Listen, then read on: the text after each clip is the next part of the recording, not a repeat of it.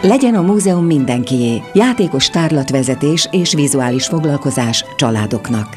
Répőrónaitól Vajdáig, egy rajzgyűjtemény és ami mögötte van. Artpool, az Avantgárd Művészet Archívuma. Az építészet szolgálat, Mányi István portréja.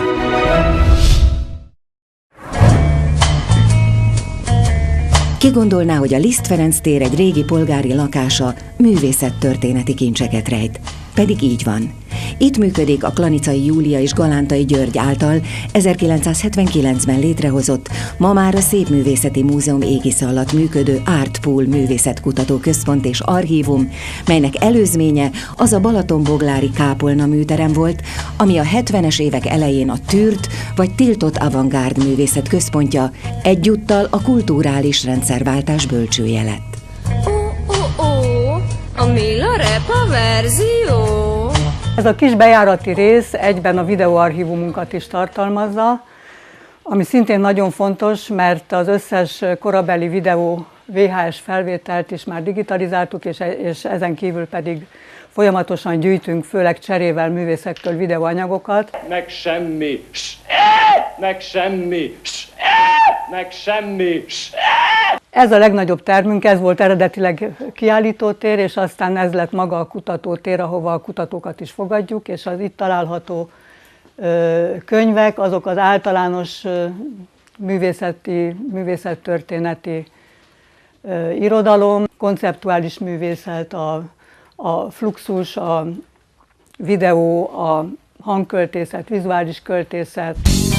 És persze a dolog itt nem áll meg, hiszen az Artpool, ami már akkor networker volt, mikor még az internet gyerekcipőben járt, az azóta megjelent új irányzatoknak, mint a gender, a street art, vagy éppen a graffiti, épp úgy helyet ad, ahogy annak idején a balatonboglári kápolna műterem tette azt a hasonlóan gondolkodó alkotókkal. Ha rágondolok erre a balatonboglári projektre, akkor azt kell, hogy gondoljam, hogy már ott is azt akartam, amit az Artpool-al akartam később. Mert végül is az Artpool is ezért keletkezett, ugyanis információzárlat volt. Most ez annak az embernek, egy művésznek, akit a jelenkor érdekel, annak hiányzik. Másrészt pedig a közösség hiány. Mind a kettő tulajdonképpen teljesült, megvalósult Balatonbogláron. Mindenki érzékelte, hogy ott olyasmi történt, ami egyszerűen életmeghatározó volt. Csak csont, meg víz, csak csont és hús. A szamizdatművészeti kiadványok, melyek annak idején fénymásolás útján készültek, visszacsatoltak a közegre, amiből születtek. Azaz egy-egy kiállítás megnyitóról, bár csak 30-40 ember vett rajtuk részt, az Artpool révén mégis több százan tudhattak. Ez egy tematikus gyűjtés, a mélárt és a művészbélyeg műfajáról, amiben nekünk egészen kimagasló gyűjteményünk van, hiszen a mélárt volt az a művészeti eszköz, amivel a kapcsolatot lehetett tartani a 70-es, 80-as években.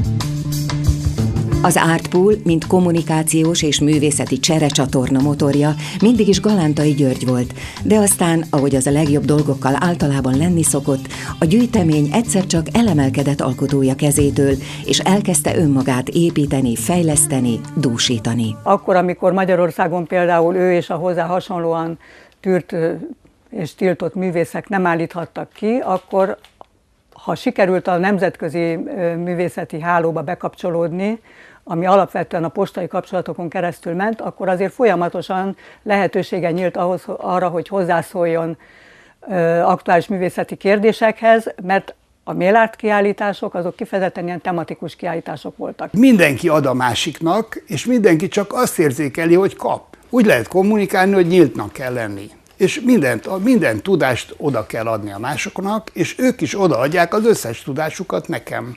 Ami a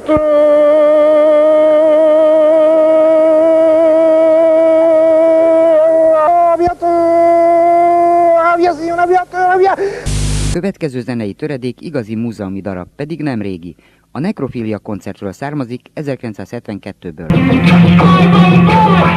1200 kazetta, több száz bakelitlemez és CD, 1600 órányi mozgókép, 3000 darab dia, több ezer tárgy, művészmagazin, folyóirat, művészkönyv és számolhatatlanul sok mail art és levelezési anyag bújik meg a dossziékban, a polcokon, kialakítva ezzel egy virtuális művészeti közösségi teret, amely ha nem lenne, egy korszak művészete veszett volna el valahol a 70-es, 80-as években. A Snob International nevű szamizdat művészeti folyóirat, amit Pap Tamás volt a szerkesztője. Tematikus számokat csinált, tehát ez a 82-es szám, ez a Spájons és Molnár Gergelynek a tevékenységét mutatja be, akiről egy nagyon alapos dokumentumunk van, és hát elég sokan kutatják is, ugye az Erdély Miklós. Mutassunk dolgokat, hogy néz ki. Tehát az összes róla megjelent vele kapcsolatos publikáció, vannak eredeti meghívók, dokumentumok, gépiratok. Az Artpool egy önmagát kiegészítő gyűjtemény, amely tágítja a művészet fogalmát, és nem elsősorban mint műgyűjtemény, hanem inkább információk adatbázisaként képez önálló szigetet a művészet világában. Nagyon hálás téma volt a Mail-arton belül, ezek a kisméretű grafikák, és akkor ezeket ki lehetett állítani. Itt vannak még ebben a nagy fiókokban nagyobb méretű művészkönyvek. Ez egy nagyon izgalmas dolog, mert ugye a művészkönyvben minden grafikai műfaj előjön. Ezek ilyen kis asszamblázsoknak hívják, összegyűjtött különböző műfajú anyagok. Én mindig mindenkinek azt mondom, hogy az a jó egy archívum, hogy itt még 100 év múlva is lehet dolgozni és felfedezni ugyanúgy dolgokat, mint ahogy egyébként a Vatikáni könyvtárban. Tehát ez az öröm, ez a kutatónak az igazi öröm, hogy ő talál fel valamit, vagy vesz észre egy összefüggést, vagy talál meg egy dokumentumot. Ha az Artpool nincs, akkor nincs értelme az életnek. Tehát aki olyasmit csinál, ami jól esik neki, akkor szerencsés, mindegy, hogy mit. Éppen egy áccsal találkoztunk most a hétvégén, azt mondja neki, az ácsmunka az nem munka, ő szórakoztatja. Na hát szóval körülbelül ilyen az életünk, és az Artpool is egy ilyen intézmény remélhetőleg, ami szórakoztat, nem munka.